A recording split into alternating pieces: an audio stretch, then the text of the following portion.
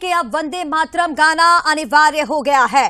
केंद्र सरकार ने एक बड़ा फैसला लिया है। अब 6 छंदों का राष्ट्रीय गीत वंदे मातरम हर सरकारी कार्यक्रम में गाना जरूरी। राष्ट्रीय गान के साथ राष्ट्रीय गीत वंदे मातरम भी उतना ही जरूरी। 3 मिनट 10 सेकंड तक वंदे मातरम हर सरकारी स्कूल और हर सरकारी कार्यक्रम में बजेगा। राष्ट्रीय गीत बजने पर सावधान मुद्रा में रहना होगा, जिस तरह से आप राष्ट्रगान में रहते हैं। राष्ट्रीय गीत में एक रूपता पर भी जोर दिया गया। राष्ट्रगान राष्ट्रगीत एक साथ बजाने पर नया निर्देश। तो आपको बता दें, केंद्र सरकार ने राष्ट्रीय गीत वंदे मातरम को लेकर के नए दिशा निर्देश जारी किए हैं। गाइडलाइन जारी कर दी गई है और अब सरकारी कार्यक्रमों में, सरकारी स्कूलों के आयोजन या फिर कोई भी औपचारिक आयोजन में वंदे मातरम बनाया जाएगा।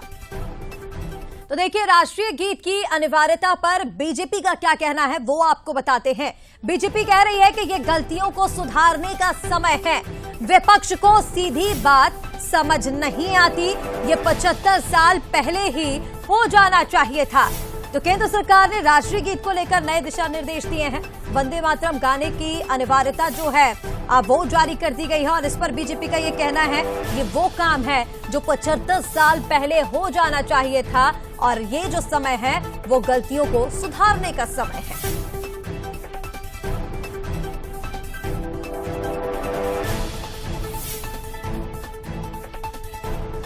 तो देखिए, राष्ट्रीय गीत अनिवार्य कर दिया है और इसकी अनिवार्यता पर अब एआईएम का भी बयान सामने आया।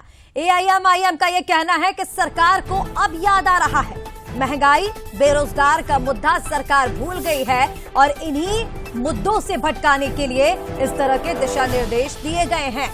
केंद्र सरकार का यह बड़ा फैसला है। राष्ट्रीय गीत वंदे मातरम पर अनिवार्यता जताई गई है। वंदे मातरम अब हर औपचारिक कार्यक्रम, सरकारी कार्यक्रम में राष्ट्रगान की तरह ही गाया जाएगा और उसी को लेकर के अब बयानबाजी का सिलसिला शुरू हो गया है। इधर एआईएम ने आरोप लगाए हैं सरकार पर, निशाना साधते हुए कहा कि जनता से जुड़े मुद्दे, महंगाई, बेरोजगारी से भटकाने के चलते सरकार का ये फैसला है। ये मुद्दे सरकार भूल गई है। तो देखिए, इधर समाजवादी पार्टी का भी सरकार पर तंज देखने को मिला है। सपा ने तंज कसते हुए कहा कि सरकार का हर फैसला ऐतिहासिक ही होता है। सरकार जो कर रही है वो सबको पता है। सरकार सिर्फ अपना माहौल बना रही है, जनता के मुद्दों से भटका रही है। तो एक तरफ जहां बीजेपी ने यह बड़ा फैसला सुनाया है और कहा है कि जो काम 75 साल पहले हो जाना चाहिए था, उन गलतियों को हम अब सुधार रहे हैं, तो वहीं विपक्ष निशाने साध रहा है सरकार पर। तो आपको बता दें कहां राष्ट्रीय गीत बजेगा, यानी कि जो नई गाइडलाइन है उसके हिसाब से वंदे मातरम की अनिवार्यता कहां पर हुई है।